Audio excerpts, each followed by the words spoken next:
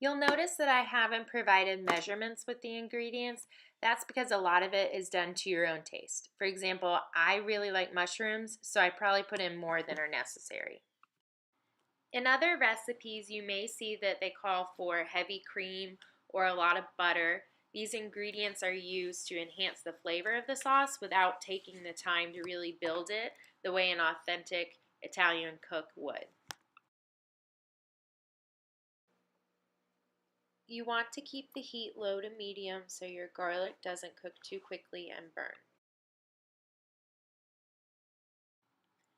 Add the salt and pepper to the flour instead of seasoning the chicken because the bits of flour with this seasoning in it will fall off of the chicken while cooking and it will help to build the sauce's flavors as I mentioned before.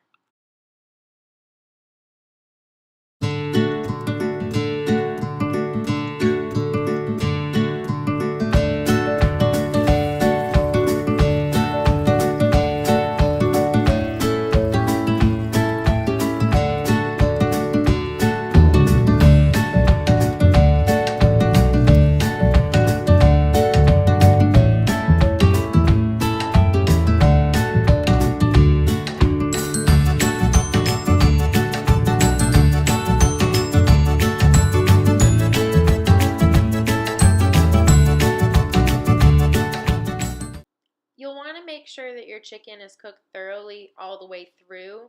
I choose to cook with a meat that's already a little thinner in nature, like a filet or a chicken tender, as opposed to a whole white meat breast. Once your meat is cooked all the way through, you're going to want to remove it from the heat and set it aside, but leave all the drippings and seasoning, oil and garlic that was in the pan there. It's going to add another level of flavor to our sauce. Now you're going to add your diced pancetta to the skillet and all those good drippings left behind. You should turn down the heat a little bit so you can cook it slowly and release all the flavors. It's very similar to bacon, so it is possible to overcook it or to burn it. Once your pancetta has been simmering for about 3 to 5 minutes, you can go ahead and add the mushrooms. They're going to soak up all that flavor from the pancetta and the garlic and the chicken bits. They're also going to release a lot of water, and you're going to see that collect in the skillet like you do right here. This excess water is fine. It'll simmer off in the next 5 minutes or so of cooking. I would let it simmer off before you add your chicken to smother in those mushrooms and collect all the flavor that you've built in your skillet so far. Leave your chicken in the skillet with the mushrooms for probably about 5 minutes to soak up all the juices.